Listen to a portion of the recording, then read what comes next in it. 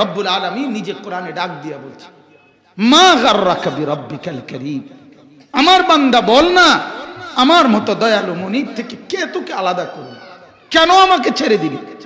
আল্লাযী খালাকাকা, আমি তো তোকে বানিয়েছি, ফাসাওয়াকা, আমি তো তোর অঙ্গ প্রত্যঙ্গগুলো লাগিয়েছি, ফাআদালাকা, তোর প্রতিটা অঙ্গ আমি আল্লাহ তাআলা সামঞ্জস্যপূর্ণ করেছি। এই কান আর এই কান মিলায়া দিছি, এই চোখ আর এই চোখ মিলায়া দিছি, এই দুই হাত বরাবর মিলায়া দিছি। এই আঙ্গুলগুলো যদিও দেখতে একটা ছোট একটা বড়, এভাবে খাওয়ার সময় লোকমা ধরতে যাও তাইলে আমি মিলায়া রাখছি, একদম সমান হইলে তুমি এই মিল পাইতা না, এজন্য এভাবে রাখছি। এই আঙ্গুল চারটা সোজা রাখছি, এটা একটু বুড়া আঙ্গুল এদিকে বাঁকায়া রাখছি। কেন রাখছি জানুনি?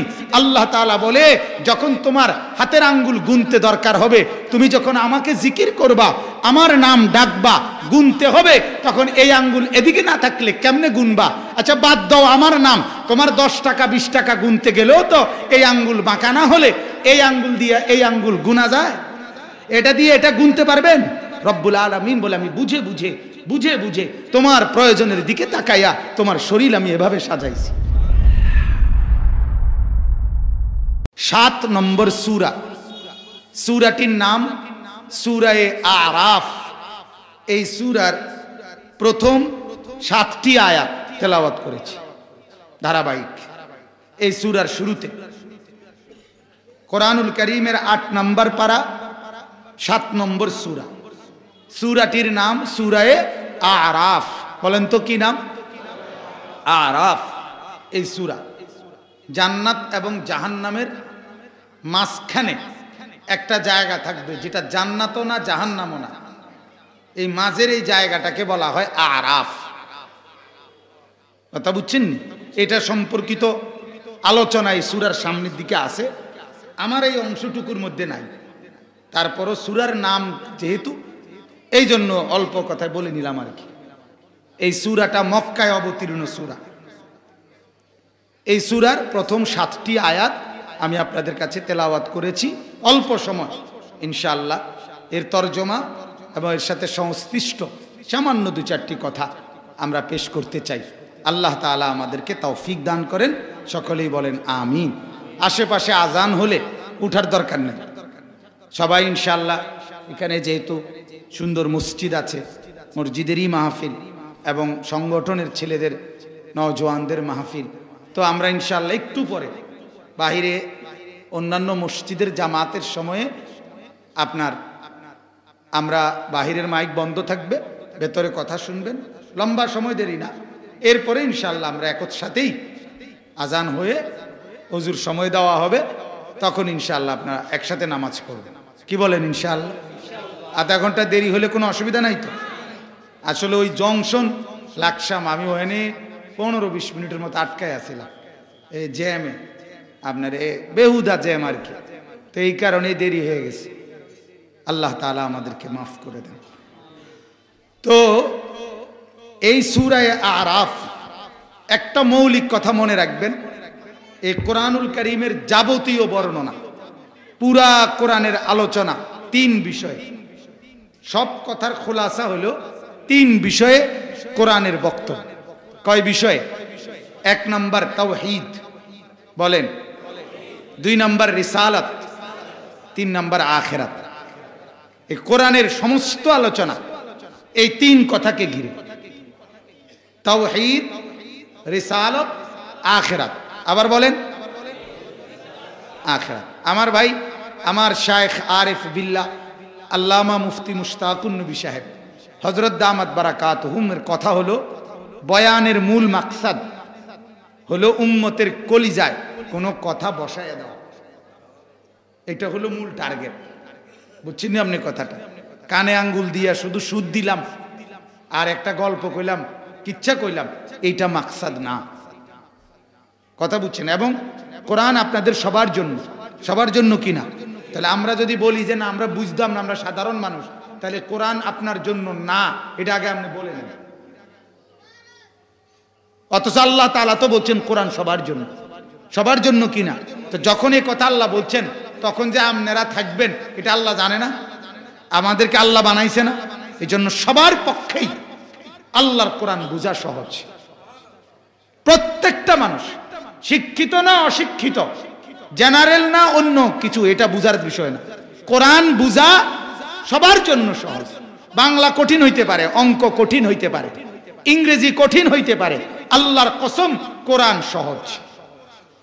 ওয়ালাকাদ ইয়াসসারনাল কোরআন লিযিকর, আল্লাহ বলেন আমি তোমাদের সবার জন্য, বুঝার জন্য, পড়ার জন্য, শিখার জন্য, তাফসীরের জন্য, আমলের জন্য, নিজের জীবনে বাস্তবায়নের জন্য, যেই কোন নিয়তে কোরআন তোমাদের সবার জন্য আমি আল্লাহ সহজ করে দিয়েছি। আল্লাহর কথা। ওয়ালাকাদ, এই লামটাও তাকিদ, কাদ এই শব্দটাও তাকিদ। অবশ্যই অবশ্যই আমি সহজ করেছি তোমাদের জন্যই কোরআনকে। পড়তে চাও এটা সহজ, তেলাওয়াত করতে চাও এটা সহজ, তাজবিদ শিখতে চাও এটা সহজ, মাখরাজ শিখতে চাও এটা সহজ, সুন্দরভাবে পড়তে চাও এটা সহজ, অর্থ বুঝতে চাও এটা সহজ, তাফসীর বুঝতে চাও এটা সহজ, আমল করতে চাও এটা সহজ। বলেন আলহামদুলিল্লাহ। বলে তো আরবিতে, আরবিতে আল্লাহ বলেন সব ভাষা আমার, এই সব ভাষার থেকে আমি বুঝাই এটা আরবিতে দিছি। আরবি একমাত্র সেই ভাষা যেই ভাষা সবার জন্য, যেই ভাষারই হোক ওই প্রত্যেক ভাষাভাষীর জন্য আরবি বুঝা সহজ, এজন্য আরবিতে দিছি। ইন্না আনজালনাহু কুরআনান আরাবিয়্যান লাআল্লাকুম তাকিলুন, সূরা ইউসুফের আয়াত। আল্লাহ বলেন আমি এই কোরআনকে নাজিল করেছি কুরআনান আরাবিয়্যান, আরবি ভাষী কোরআন হিসাবে, আরবি ভাষায় কোরআন নাজিল করেছি। কেন? লাআল্লাকুম তাকিলুন, যাতে তোমরা সবাই বুঝতে পারো। তাহলে আল্লাহ তাআলা এটা না বুঝেনি কইছে? কথা বলেন না কেন? তাহলে বাংলা ভাষী হোক, উর্দু ভাষী হোক, ফার্সি ভাষী হোক, এই ভাষা ওই ভাষা নাও শিখতে পারে, নাও বুঝতে পারে, কিন্তু কোরআনের ভাষা আরবি বুঝা যেই কোনো ভাষাভাষী প্রত্যেকের জন্য সহজ। এজন্য শত চেষ্টা করেও দেখা গেছে আমাদের বাংলাদেশেরও এক অঞ্চল আরেক অঞ্চলের ভাষা আয়ত্ত করা কঠিন। চিটাঙ্গা ভাষা পুরা আয়ত্ত করা অনেক কঠিন, সিলেটা ভাষা পুরা আয়ত্ত করা আপনাদের জন্য অনেক কঠিন, কিন্তু আল্লাহর কোরআন পৃথিবীর বাংলাদেশের যে কোনো অঞ্চলের মানুষের জন্য কোরআন আয়ত্ত করা সহজ। ঠিক কি না বলে? এজন্য এটা না বুঝার কোনো সুরত নেই, না বুঝার কোনো সুরত। আজ আমাদের জিন্দেগির আফসোস এটা, আমরা ইচ্ছা করে ঠান্ডা মাথায় বুঝে শুনে পরিকল্পিতভাবে আমরা আমাদের জীবন থেকে এই কোরআনকে সরায় দিছি। আমরা ফয়সালা নিয়ে নিছি আমি মুসলমান, আমার কোরআন পড়তে হবে না।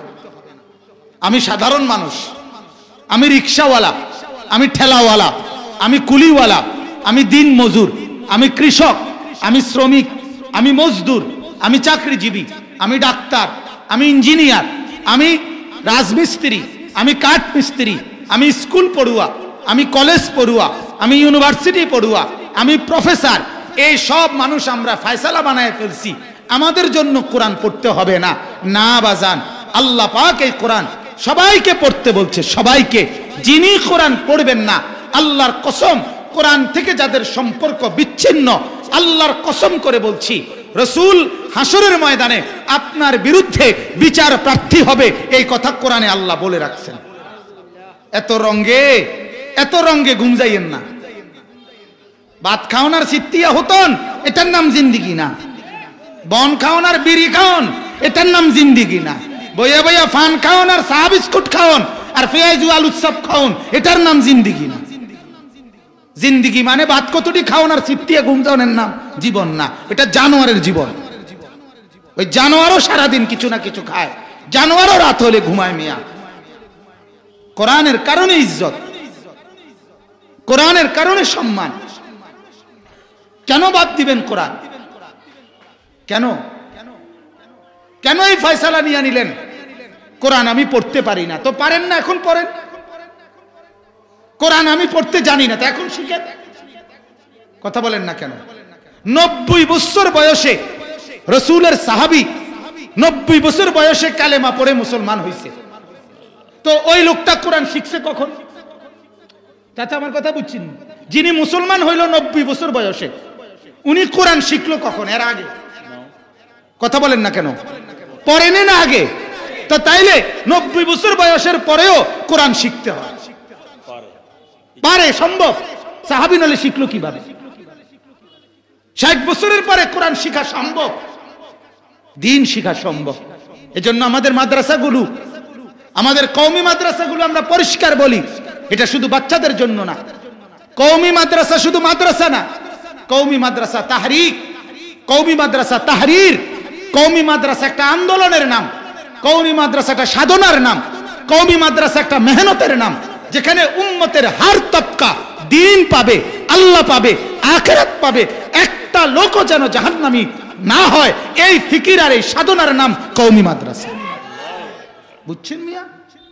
এজন্য আমরা দাওয়াত ও তাবলীগের মেহনত করি, এজন্য আমরা খানকার মাধ্যমে তাজকিয়ার মেহনত করি, এজন্য আমরা জিকিরের মাধ্যমে মেহনত করি, এজন্য আমরা তালিমের মাধ্যমে মেহনত করি, এজন্য আমরা দান সদকা গ্রহণ করাইয়া মানুষকে আখিরাতের পথ দেখাইতে চেষ্টা করি।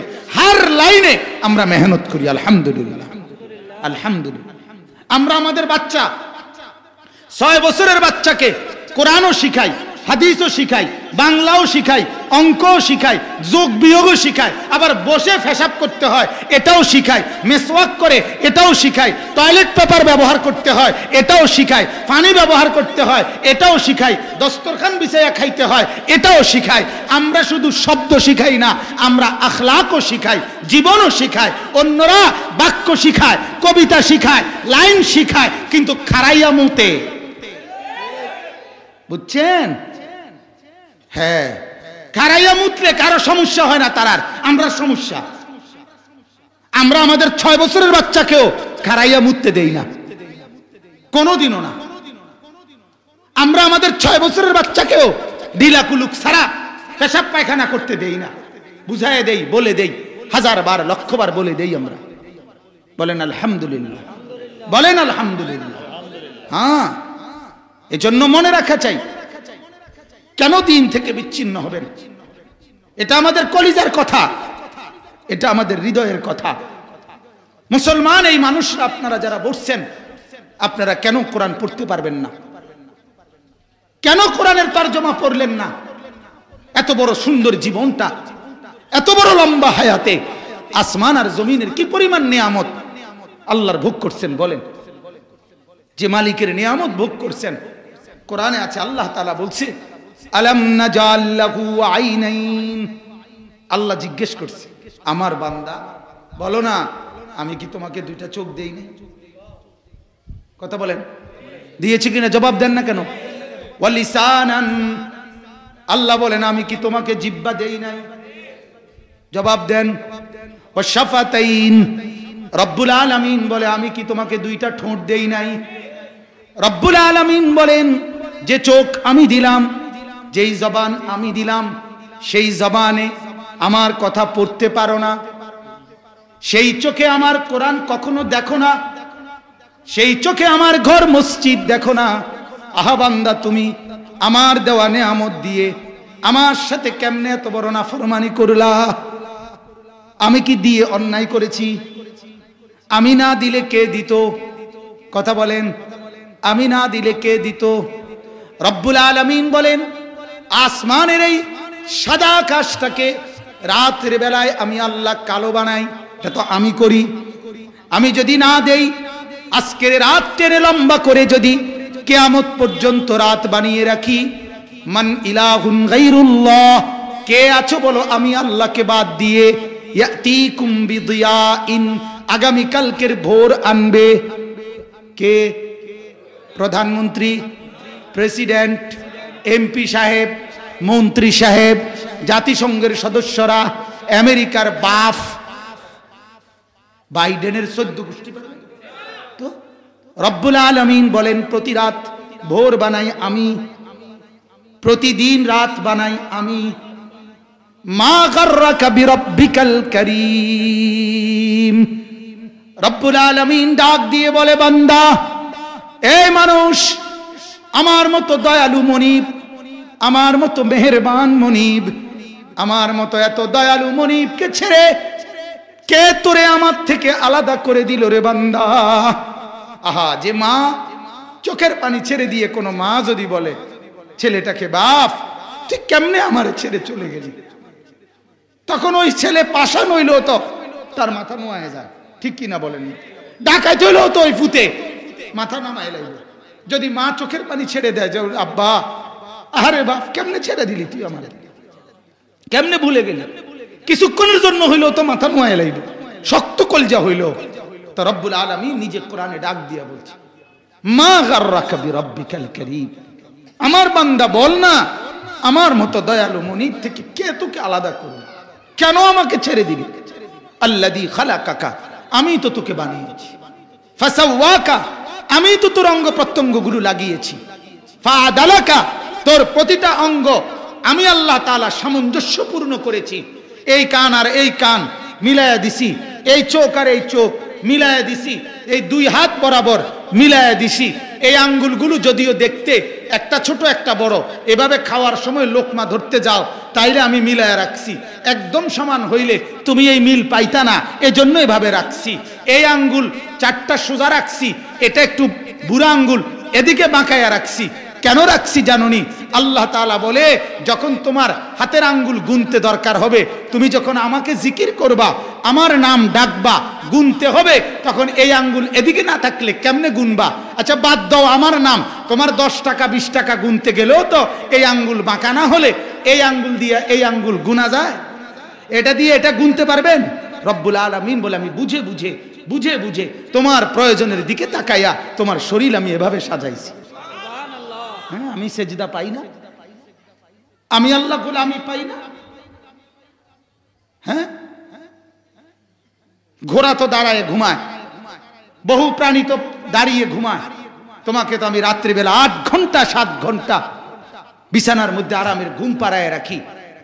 আমি ঘুম যতক্ষণ না দেই পৃথিবীর কোনো শক্তি তো ঘুম দিতে পারে না। এই জন্য বিছনায় এপাশ ওপাশ করে আধা ঘন্টা বলে যে ঘুম আসে না। আল্লাহ পাক বলে আমি যখন দয়া করে ঘুম দেই, ওয়াজআলনা নাওমাকুম, আমি ঘুম পাড়াই, আমি ঘুম পাড়াই।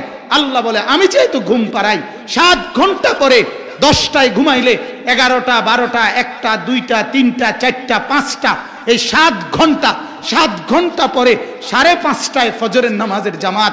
আমি মাত্র 4 রাকাত নামাজের জন্য মাত্র 10টা মিনিট সময় 7 ঘন্টা তোরে ঘুম পাড়াইয়া আমি তোর কাছে চাই, বেঈমান তুই তখন কেমনে ঘুমাস?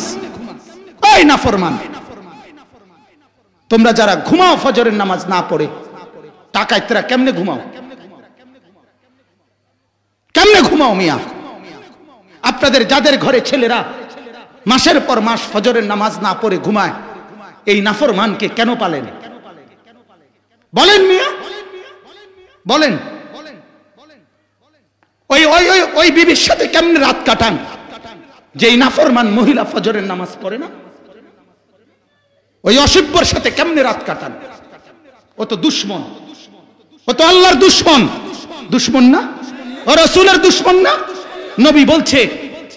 নবী বলছে ফজরের নামাজ না পড়ে ঘুমায়, সেজদা না দিয়ে ঘুমায়, তার উপরে মাখলুকাতের লানত, সমস্ত ফেরেশতার লানত, রব্বুল আলামিনের লানত, খোদার গজব তোর উপরে, রাসূলের গজব তোর উপরে, ফেরেশতার গজব তোর উপরে, সমস্ত সৃষ্টির গজব তোর উপরে, লানত তোর উপরে, অভিশাপ তোর উপরে। কুত্তা তোরে দেখলে লজ্জা পায়, শুয়োর তোরে দেখলে লজ্জা পায়, মুখ ফিরায় নেয় বেটা। মুসলমান কলিজার মধ্যে যদি বলেন হুজুর এত শক্ত করে বললেন কেন, গায়ে লাগবে, আরে বেটা তোর আড্ডিত লাগো, আমি এটা চাই। আমার কলিজার ব্যথা হইলো গায়ে লাগবে না, শুধু আড্ডিতে লাগুক, আড্ডির ভিতরে যদি লাগে তাইলেও ভালো। কেন মুসলমান হয়ে নামাজ পড়ি না? কেন আল্লাহর কোরআন পড়ি না? কেন? আল্লাহ অপরাধ কি করছে আমাদের কাছে?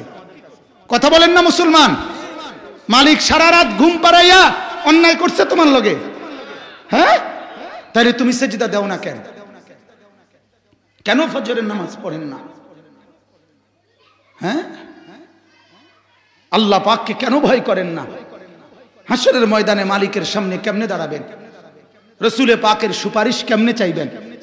আল্লাহর কসম বাবা, রাসূলুল্লাহ সাল্লাল্লাহু আলাইহি সাল্লাম তারিখের কিতাবে আছে, সর্বশেষ সোমবার দিন রবিউল আউয়াল মাসে নবী পাক সাল্লাল্লাহু আলাইহি সাল্লাম ইন্তেকাল করছিলেন। সর্বশেষ নবীজি ইন্তেকালের পূর্বে ফজরের নামাজ নবীজি মসজিদে যাইতে পারে নাই, অসুস্থতার কারণে শেষ দিকে হযরত আবু বকর সিদ্দিক মসজিদে নববীতে ইমামতি করছিলেন 23 ওয়াক্ত নামাজ। শেষ দিন সোমবার দিন ফজরের নামাজের ওয়াক্তে পুরা মসজিদ ভরা সাহাবীরা, আবু বকর ইমাম, হযরতে আল্লাহর নবী বলছেন আয়েশাকে, নবীজির স্ত্রীকে, আয়েশা আমার হুজরা, আমার কামরার পর্দা সরায় দাও, আমি আমার সাহাবীদেরকে দেখব।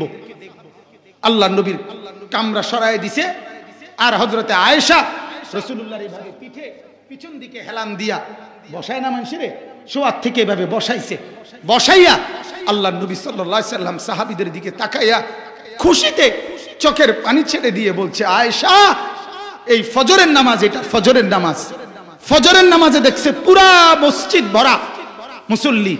আল্লাহর নবী চোখের পানি ছেড়ে দিয়ে বলছে, আয়েশা আমার জিন্দেগি সার্থক, আয়েশা আমার 23 বছরের মেহনত সার্থক, আমার তায়েফের রক্ত, আমার উহুদের দান শহীদ, আমার 14 দিনের পেটে পাথর বাঁধা, আমার সব কষ্ট সার্থক, আয়েশা আমার উম্মতকে দেখে গেলাম ফজরের নামাজে মসজিদ ভরা।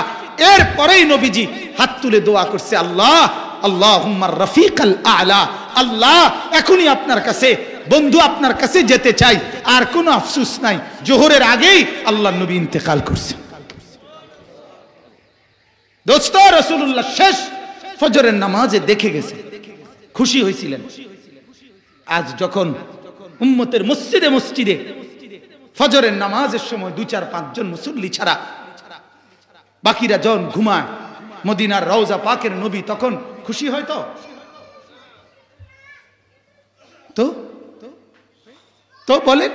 বলেন ইনশাআল্লাহ।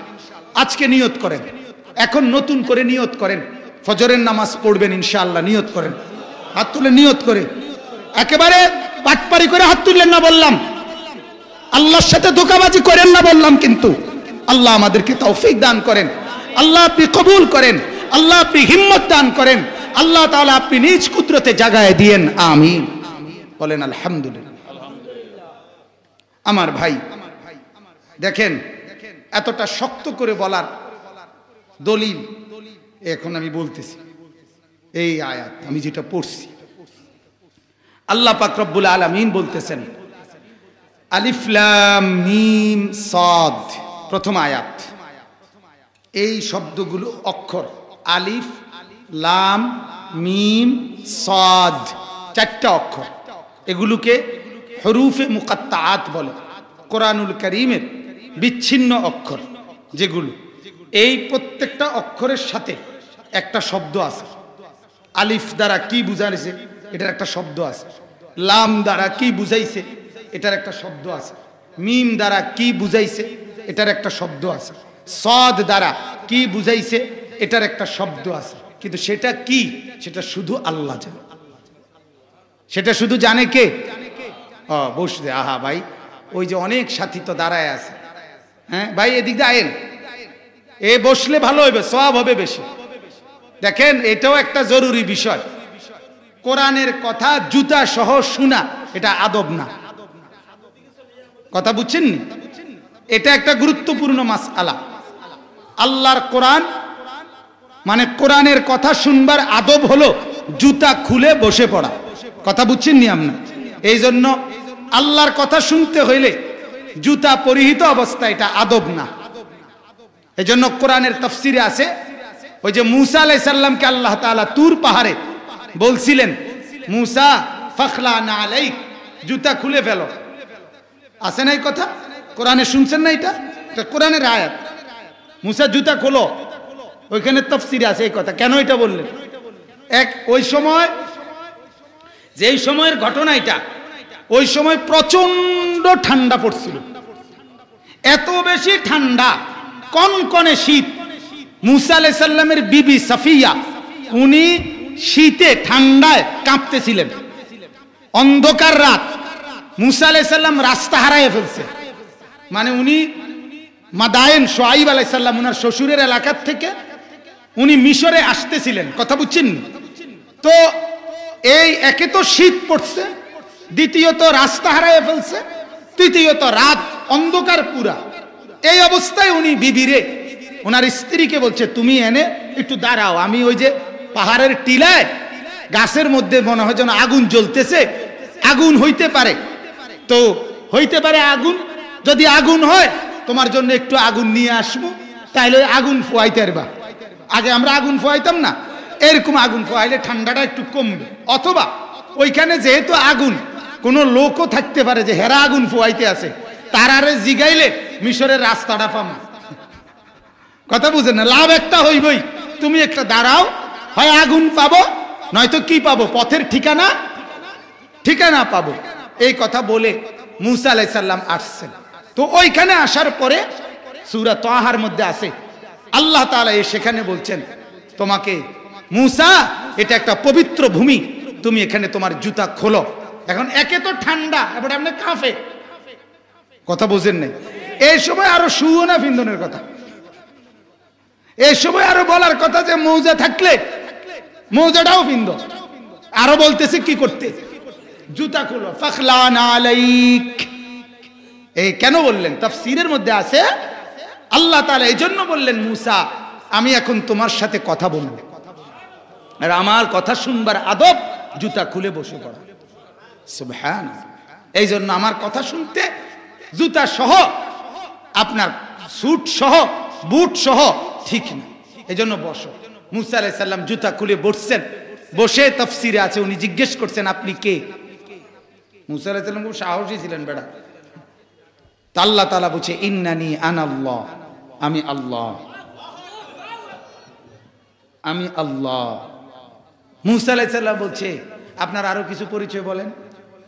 তা আল্লাহ বলছে, লা ইলাহা ইল্লা আনা, আমি ছাড়া আর কোনো মাবুদ নাই। মুসা আলাইহিস সালাম বলছে, ঠিক আছে মেনে নিলাম, তা এখন আমাকে কি করতে হবে? আল্লাহ বলেন, ফাবুদনি, আমার ইবাদত করো। মুসা আলাইহিস সালাম বললেন, তাহলে কি প্রকারের ইবাদত, কোনটা করব? হ্যাঁ, বলছে আকিমিস সালাহ, নামাজ পড়ো। বলছে নামাজ পড়লে আপনার কি ফায়দা হবে? লিযিকরি, নামাজের মাধ্যমে আমার জিকির আদায় হবে। সুবহানাল্লাহ। তাহলে এই জন্য বলছি যে জুতা খুলে বসে শোনা, এটা আদব। ঠিক আছে ইনশাআল্লাহ, সামনে চেষ্টা করবেন ইনশাআল্লাহ।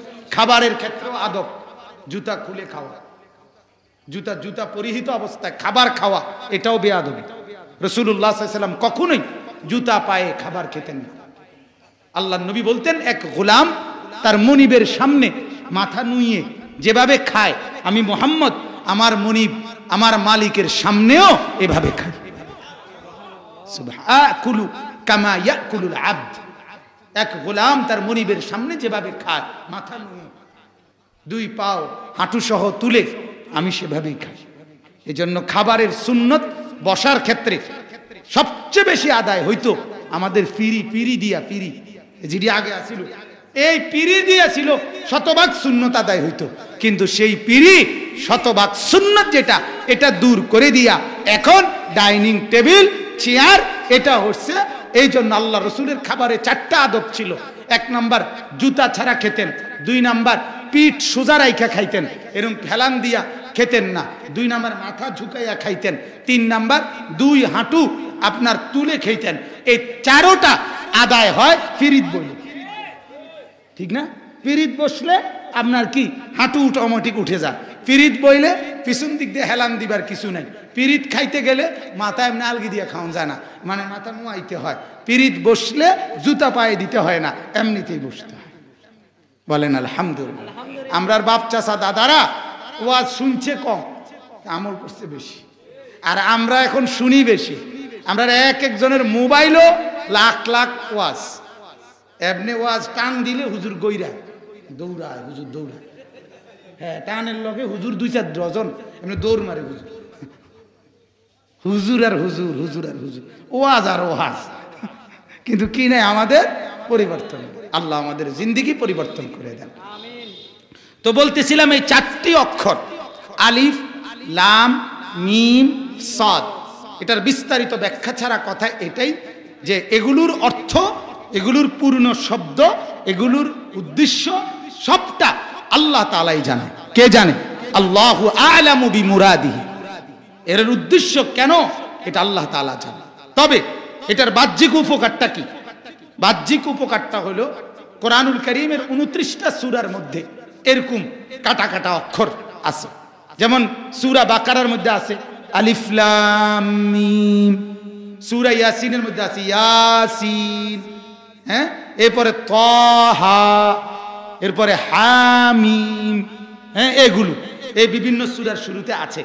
এগুলোর লক্ষ্য উদ্দেশ্য বাহ্যিক উপকার হলে মক্কার কুরাইশরা বলতো যে এটা মুহাম্মদের বানানো। এটা কার বানানো? আর কারো বানানো যদি মানুষের বানানো কিতাব হয়, বই হয়, তাইলে আরেকজনে এটার ব্যাখ্যা করতে পারে। যেমন আগে লিখে গেছে কবিতা, এখনকার ওয়ালারা এগুলো বসে বসে কি করে? ব্যাখ্যা করে না? কথা বলেন না কেন? তাইলে এটা যদি মুহাম্মদের বানানোই হয়, আল্লাহ তাআলা এই 29টা সূরাতে মাঝে মাঝে কিছু পর পর এরকম কাটা কাটা অক্ষর এগুলো নাজিল করে বলছে যে কও এটির অর্থ কি? বাতিজের ফুট কও, এবার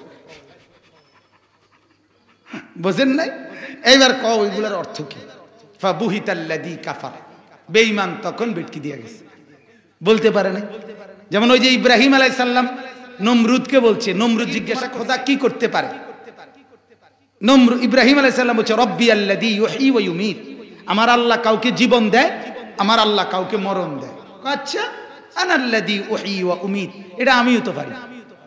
এরপরে জেলখানার থেকে দুইজন আসামি, যাদের দুইজনেরই ফাঁসির রায় হয়েছে, ফাঁসি কার্যকর হবে, এই অবস্থায় দুজনরে আনছে দরবারে।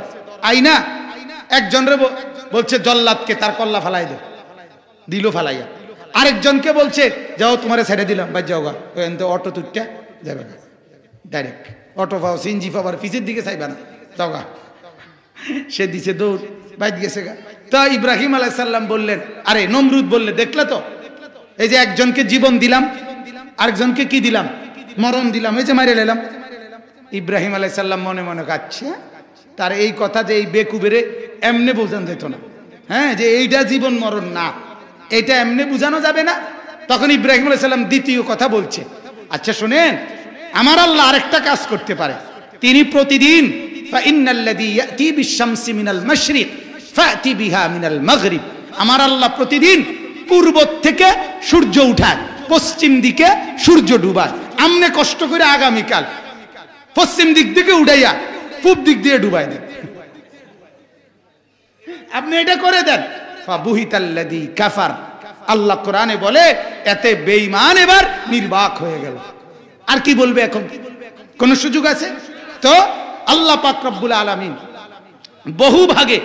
বহুভাবে কোরআন যে আল্লাহর এটা প্রমাণ করছে, আরো বহুভাবে বলছে। কখনো যে ফাতু বিসূরাতিম মিন মিসলি, এই কোরআনের মতো একটা সূরা বানাও, এই কোরআনের মতো একটা আয়াত বানাও, এই কোরআনের মতো 10টা আয়াত বানাও, এই কোরআনের মতো একটা সূরা বানাও, দেখো চেষ্টা করে সবাই মিলে। এরকম বহু রকমে বলছে। এটাও একটা মাধ্যম যে আল্লাহ তাআলা বলে দিলেন এই কোরআনুল কারীমের মধ্যে 29টি সূরার শুরুতে আমি আল্লাহ এরকম কাটা কাটা অক্ষর আমি নাজিল করেছি। যদি মনে করো এটা আমার মুহাম্মদের বানানো, তাইলে বানানোটা হইলে তোমরাও তো বুঝতে পারো, একজনের কথার ব্যাখ্যা আরেকজনে তো করতে পারো মানুষ হিসাবে, তাইলে তোমরাও এটার ব্যাখ্যা বলো, তাফসীর বলো, এটার অর্থ বলো। কিন্তু একটা বেঈমান গত 1450 বছরের ভিতরেও বলতে পারে নাই, আগামী 1400 কোটি বছর ভিতরেও বলতে পারবে না। এটা কোরআন, লা ইয়াতিহিল বাতিলু মিন বাইনি ইয়াদাইহি ওয়ালা মিন খালফি। আল্লাহ বলছে এটা সেই কিতাব যেই কিতাবের মধ্যে পেছন থেকেও কোনো ভুল কথা ঢোকে নাই, সামনের থেকেও কোনো ভুল কথা ঢুকবে না। এটা আপনার ভুল থেকে প্রুফ করা, ওয়াটার প্রুফ, যেমন পানির থেকে প্রুফ করা, পানি লাগলে ভিজে না, এরকম এটা ভুল থেকে প্রুফ করা, অর্থাৎ ভুল থেকে মুক্ত করা। এটা পৃথিবীর সব কিতাবের শুরুতে কিতাবের লেখক, বইয়ের লেখক বলে নেয় ভূমিকাতে যে ভুল থাকা স্বাভাবিক, জানাইলে আমরা পরবর্তী ছাপায় ঠিক করে নেব, ঠিক কিনা? শুরুতেই বলে নিছে ভুল থাকা অস্বাভাবিক, ভুল থাকা অস্বাভাবিক, স্বাভাবিক না। ভুল থাকা অস্বাভাবিক, ভুল থাকা অসম্ভব। পরে জানাইলেও ঠিক হইতো না, পরে জানানোর সুযোগও মিলতো না। এটা জানানোরও দরকার নাই, এটা নিখুঁত করেই আমি আল্লাহ বানিয়েছি। যালিকাল কিতাব লা রাইবা ফি। বলেন আলহামদুলিল্লাহ। আল্লাহ বলেন কিতাবুন উনজিলা ইলাইকা, এই তরজমাগুলো শুনেন। বেশি ব্যাখ্যা লাগবে না, এমনিই বুঝবেন। আল্লাহ বলেন কিতাবুন উনজিলা ইলাইকা, নবীজিকে বলছেন এটা, হে নবী এটা এমন একটা কিতাব, উনজিলা ইলাইকা, যা আপনার উপরে নাজিল করা হয়েছে। এই কোরআন কার উপরে নাজিল করা হয়েছে?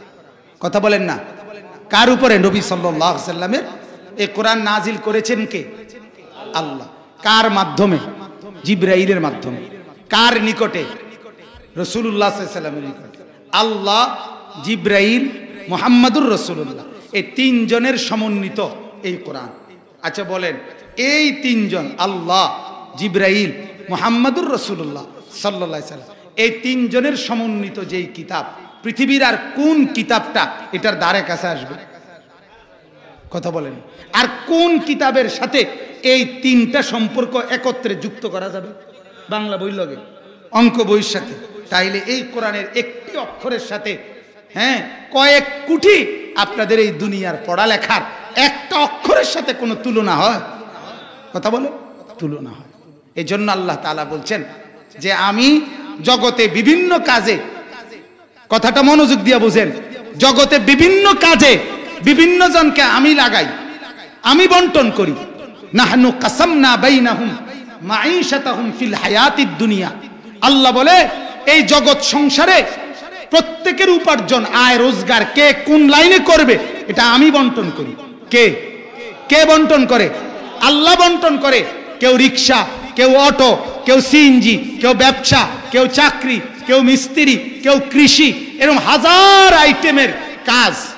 আল্লাহ বলেন কোটি কোটি আইটেমের কাজ আমি আল্লাহ বন্টন করে দেই, বন্টন করি আমি।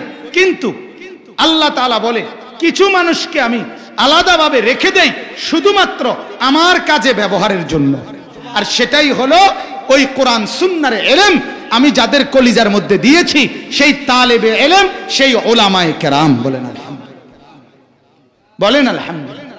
এই জন্য এটা যেন এমন 500 লোক এখানে একত্র হয়েছে, 450 লোককে আল্লাহ তাআলা কাজ বন্টন করে দিছে, 50 জন লোককে রেখে দিছে। ফেরেশতা জিজ্ঞাসা করছে, আল্লাহ এদেরকে দিবেন না কোনো কাজ?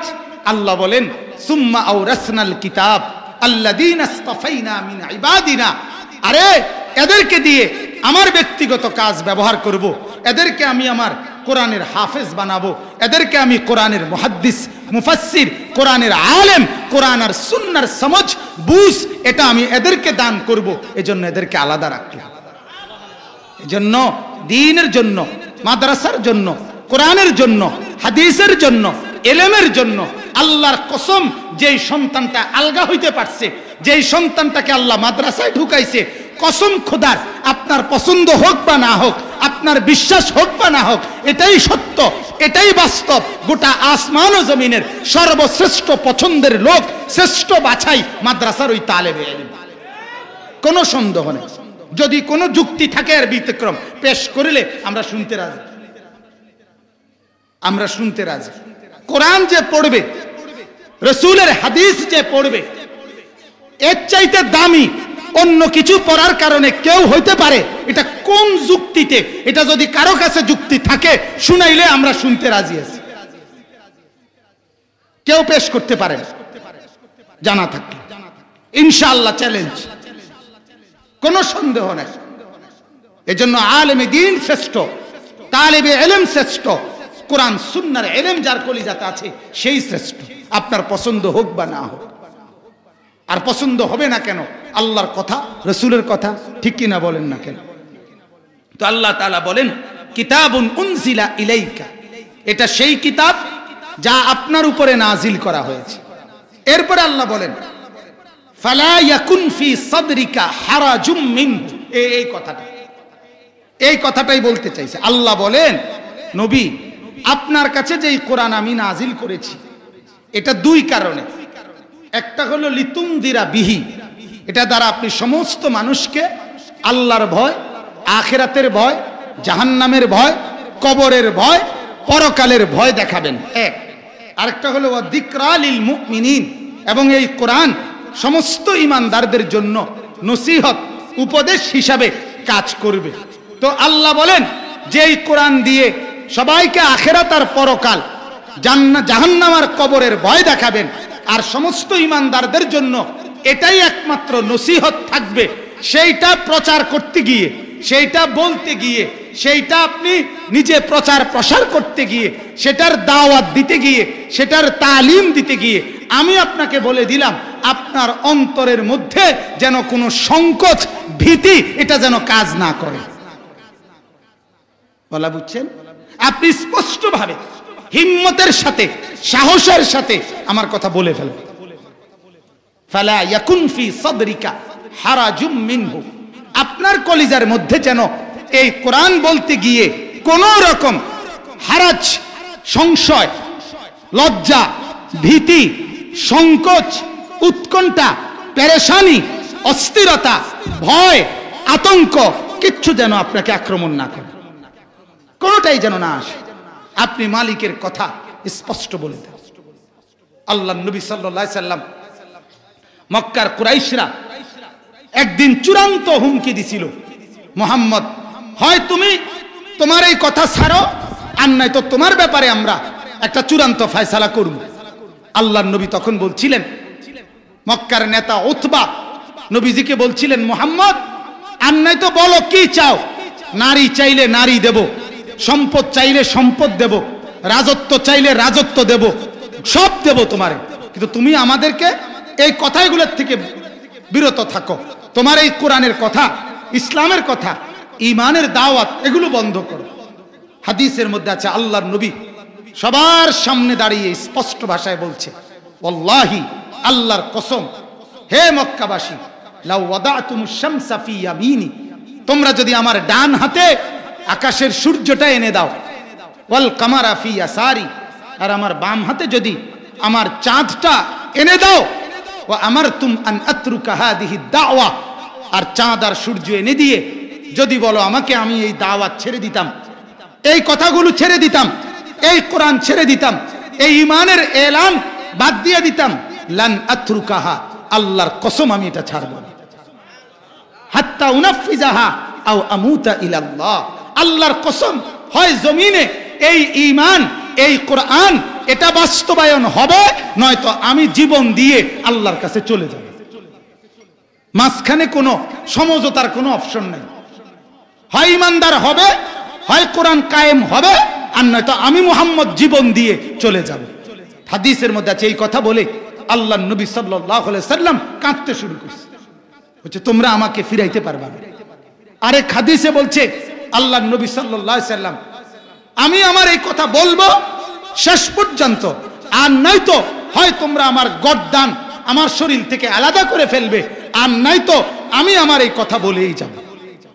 এই জন্য রাসূলুল্লাহ সাল্লাল্লাহু আলাইহি সাল্লাম কবি ইধার, কবি উধার, কবি জমি পর, কবি আরশ পর, কবি দর বদর, কখনো এদিকে, কখনো সেদিকে, কখনো নিচে, কখনো উপরে, কখনো দুয়ারে দুয়ারে, মেলায় মেলায়, হাঁটে হাঁটে, বাজারে বাজারে, তাবুতে তাবুতে, ঘরে ঘরে, পাড়ায় পাড়ায়, মহল্লায় মহল্লায়, একজন, দুইজন, 10 জন, 5 জন, 100 জন, 200 জন, 1000 জন, 1.25 লাখ জন, সবার সামনে শুধু বলতেই থাকছেন, বলতেই থাকছেন, বলতেই থাকছেন।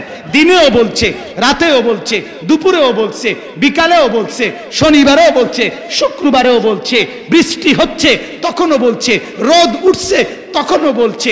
শুধু আবু জেহেলকে কিতাবে আছে 4000 বার কালেমার দাওয়াত দিছে, একবার না দোস্ত, 4000 বার। আবু তালেবকে শেষ নিঃশ্বাস পর্যন্ত চোখের পানি ফেলতে ফেলতে দাওয়াত দিছে, বলছে চাচা, চাচা কালেমা পড়েন, চাচা, চাচা কালেমা পড়েন চাচা। আবু তালেব বলছে, না ভাতিজা, বংশের মুখে চুনকালি মাখতে পারবো না, মানুষ শুনলে আমারে শরম দিবে। আল্লাহর নবী তখন বলছে, চাচা কানে কানে বলেন, কেউ রে শুনাবো না, আমি কসম করলাম জগতের কেউ জানবে না আপনি ঈমান আনছেন, আমি শুধু হাসরের মাঠে আমার মালিকের সামনে বলবো আমার চাচা ঈমান আনছে, এত সুযোগ দেন। আবু তালেব বলছে, না মুহাম্মদ, এটা জানাজানি হয়ে যাবে, আমি বলবো না, আমি পড়বো না।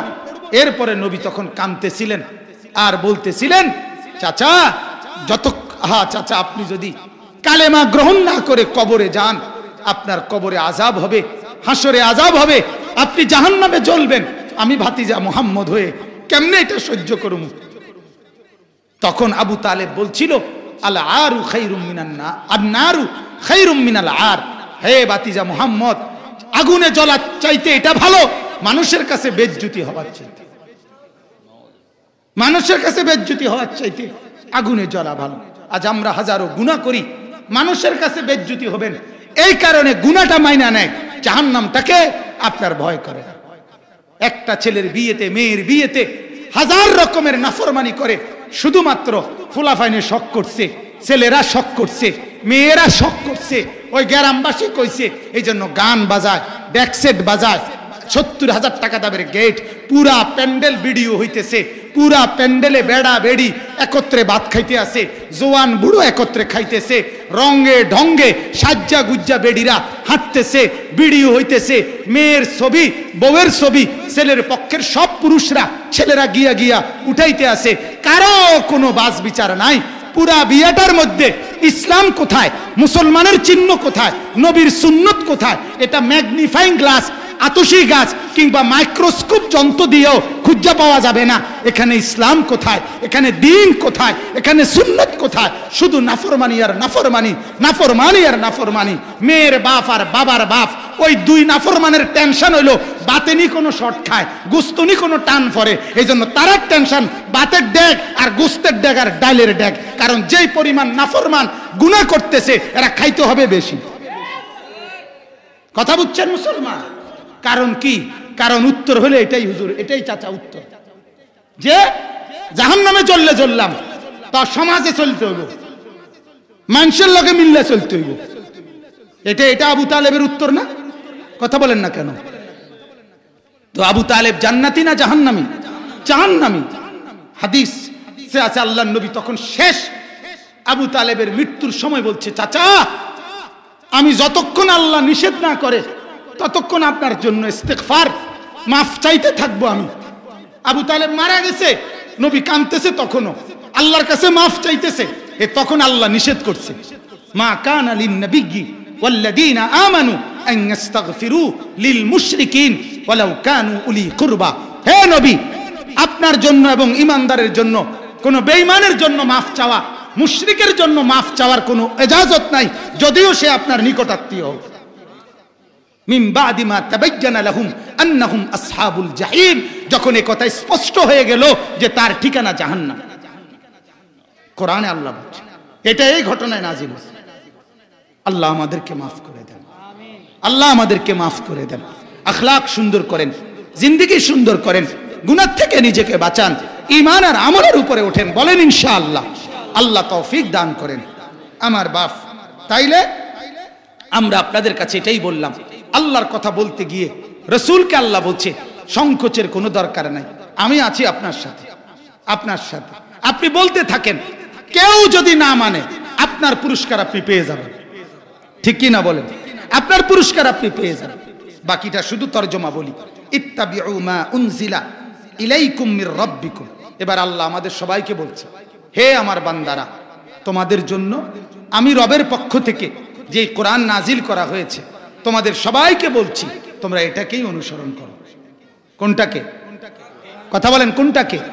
এই অনুরোধটা কে করছে? আল্লাহ। এরপর আল্লাহ বলে, ওয়ালা তাত্তাবিউ মিন দুনিহি আউলিয়া, আমি আল্লাহকে বাদ দিয়ে, আমার কোরআনকে বাদ দিয়ে আর কাউকে তোমাদের বন্ধু বানায় না, আর কাউকে বন্ধু রূপে তাকে অনুসরণ করো না। অনুসরণ করিলে আমাকেই করো, অনুসরণ করিলে আমার বন্ধুকেই করো, অনুসরণ করিলে আমার কোরআনকেই করো, অনুসরণ করিলে আমার হাদিসকেই করো। দুনিয়াও সুখ পাবা, কবরেও শান্তি পাবা, আখিরাতেও জান্নাত পাবা। এরপর আল্লাহ বলেন, কালিলাম মা তাদাক্কারুন। আল্লাহ বলেন, বলছি তো আমি ঠিক, কিন্তু উপদেশ তো গ্রহণ করো তোমরা অল্প কিছু লোক। এই আল্লাহ, এই যে আপনারা যে বলেন হুজুর এত মানুষে ওয়াজ করে, এত ওয়াজ, মানুষের মধ্যে তো আমল কম, আমল নাই। ওই যে আল্লাহ তো বলছে, কালিলাম মা তাদাক্কারুন। হ্যাঁ, উপদেশ তো গ্রহণ করে কয়জন? সামান্য, সামান্য। বাকিরা কেবল ভাতে না খায়, জিন্দিগি মনে করে ভাত। আরে সুবহানাল্লাহ, যেটা জিজ্ঞাসা করবেন, যেটা কেমন আছেন, আলহামদুলিল্লাহ, 3 ফুট বিদেশ, 4 মাইয়া বিয়া দিছি, এখন বিল্ডিং করছি ভাই, 4টা রুম, ভিতরে 2টা বাথরুম, বাথরুম বি উদ্দা হুজুর টাইলস, ভিতরে মতে। বাহ, কত বড় নিয়ামত। ওনার বাপ দাদা 14 গোষ্ঠী বাহিরে মুত্ত, এখন উনি ভিতরে মতে, কত বড় সুখের কথা এটা। উনি এবং উনার নায়নাত কুররা সব ভিতরে মতে, এটার মধ্যে খুশি। এবারটা আল্লাহর কাছে, খোদার কাছে যা চাইছি সব পাইছি। 3 ফুট বিদেশ, তারপরে 4টা মাইয়া বিয়া দিছি, বাইক বিল্ডিং করছি, সাতখিল অথবা নোয়াখালী শহরে জায়গা লইছি। আল্লাহর রহমতে আমনগো দোয়া, ব্যাংকে কোগা টাকাও আছে। আর কি তো হুজুর, এখন কি করেন? অন এই জন্য চা খায়, বন খায়, চা দোয়ানে গপ মারে, টেলিভিশন চায়, বেড়া চায়, বেডি চায়। কথা বুঝে আমার কোনো কাম নাই, তো কাম তো গুছাই লাইছে। কথা বুঝেন নাই? উনি দুনিয়ার যে জন্য আসছে এটা তো ক্লিয়ার। হ্যাঁ, কয় কোন রকম আর অনমূল্যে হইল কোন রকম। আমি আল্লাহ দোহাই বলি মুরব্বীরা, কোন রকম মরেন না। হ্যাঁ, কোন রকম আরো কটা দিন বাচ্চা থাকেন দুনিয়ার, আরো 2-4 খিলি পান খাইতেন পারবেন, আরো কগা আপেল মালটা খাইতেন পারবেন। কোন রকম কবরে গেলে পিঠটা সোজা কইরা আড্ডির গুড়াগাড়া গিরাগাড়ি ভাঙ্গা লাইব একদম। কোন রকম কবরে যাইতে আল্লাহ নিষেধ করছে, যে এমনি যাইও না, কোন রকম যাইও না। কোন রকম যাইলে একদম আড্ডি ভাঙ্গালাম, একদম গুড়া করে এলাম। আল্লাহ বলছে পূর্ণ মুসলমান হয়ে কবরে আসে, ঠিক না? কোন রকম যাইতে কইছে, কথা বলেন না কেন? কোন রকম যাইতে বলছি, আল্লাহ মাফ করে দেন। পূর্ণ মুসলমান হয়ে যাইতে বলছে, পূর্ণ ইমানদার হয়ে যাইতে বলছে। কালিলাম মা তাযাক্কারুন, এজন্য আল্লাহ বলে আমার বলা তো আমি বান্দা বললাম, কিন্তু উপদেশ গ্রহণ করো তো অল্প কিছু লোক। এরপর আল্লাহ বলেন ওয়া কাম মিন কারিয়াতিন আহলাকনাহা, শোনো, নাফরমানি করে টিকতা না। তোমাদের পূর্বে বহু এলাকা, বহু গ্রাম, বহু জনপদ আমি আল্লাহ নাফরমানির কারণে ধ্বংস করে দিছি কিনা বলেন? ফাজাআহা বাসুনা বায়াতান আও হুম কাইলুন, হয়তো রাতের গভীরে ঘুমায় ছিল, আমি আযাব দিয়া ধ্বংস করে দিছি, অথবা দ্বীপ প্রহরে দুপুরের খানা খাইয়া শুইছিল, আমি আযাব দিয়া শেষ করে দিছি। কথা বুঝছেন? কোরআনের আয়াত। ফামা কানা দাওয়াহুম ইদ জাআহুম বাসুনা ইল্লা আন ক্বালু ইন্না কুন্না যালিমিন। আল্লাহ বলেন যখনই আমার কোনো আযাব আসছে, চূড়ান্ত আযাবে যখন ডুবে যাচ্ছে, ধ্বংস হয়ে যাচ্ছে প্রত্যেকটা পাপী, তখন চিৎকার করে বলছে আয় আমি জুলুম করছি, আমি অন্যায় করছি, আল্লাহ মাফ করে দেন। আল্লাহ বলে আযাব আইসা গেলে আর মাফ হয় না। শেষ, কথাও শেষ না হুজুর, আর দরকার নেই। ফেরাউনও শেষ। ফেরাউন আপনার শেষ যখন ডুববে যায়, কাব্বানি শেষ। প্রথম কতক্ষণ কাব্বাইছে, কাব্বাইয়া দেখে যে আর কাব্বানিও আর নাই, মানে ওই যে উডানা মারি পানির মধ্যে সুবানি খাইয়া। এরপরে যখন দেখছে আর বুঝছে আর আশা নাই, তখন বলতে লাগছিল যে আমি মুসার খোদার উপরে কি আনতেছি? ঈমান আনতেছি। বেঈমানে তখনও এটা কয় না যে আমার খোদার উপরে ঈমান আনছি, বুঝেন নাই কথা? কয় মুসার খোদার উপরে কি আনতেছি। মুসার খোদার উপরে কস কেন? তুই তোর খোদার উপরে না কইবি। কত বড় ঢাকায়, বুঝছেন না? আমানতু বিরব্বি মুসা, মুসার খোদার উপরে ঈমান আনে, তুই তোর খোদার উপরে না ঈমান আনবি। এই জন্য আল্লাহ তাআলা তাকে ওই ঈমান আর গ্রহণ করে নাই, সে বেঈমান হয়েই মরে গেছে। আর নাফরমানের বুদ্ধি কম থাকে, পাপ যখন বেড়ে যায় বুদ্ধি কমে যায়। নাহলে তে এটা চিন্তা করা দরকার ছিল, এত বড় একটা বাদশা তুই এটা ভাবা দরকার ছিল যে রাস্তা কেমনে হয়। এত বড় উত্তাল ঢেউয়ের মধ্যে আমি বরাদ্দ দিলাম না, তারপরে আমি কোনো কিছুর স্যাংশন করলাম না, এনে কেমনে রাস্তা হয়ে গেল? তুই যে মুসা নবী পার হয়েছে দেখে তুইও বেরবেরাইয়া পার হয়ে গেলা, তুই মনে করছো তুই এটা রং? হ্যাঁ, তুমি এটা চিন্তা করার দরকার ছিল না। বেকুব হয়ে যায়। জালেমের কি বুঝ কমে যায়, নাফরমানের বুঝ কমে যায়, পাপীর বুঝ কমে যায়। এই জন্য আপনার যে সমস্ত ছেলেরা দেখবেন গুনার মধ্যে ডুবা, নামাজ পড়ে না, আল্লাহকে চিনে না, আখিরাত চিনে না, কোরআন চিনে না, সারাক্ষণ মোবাইল, ফেসবুক, নর্তকী, নাচ, গান, গেমস, এরপরে এগুলোর মধ্যে মেয়ের পিছনে, মোবাইলের পিছনে জীবন শেষ করে।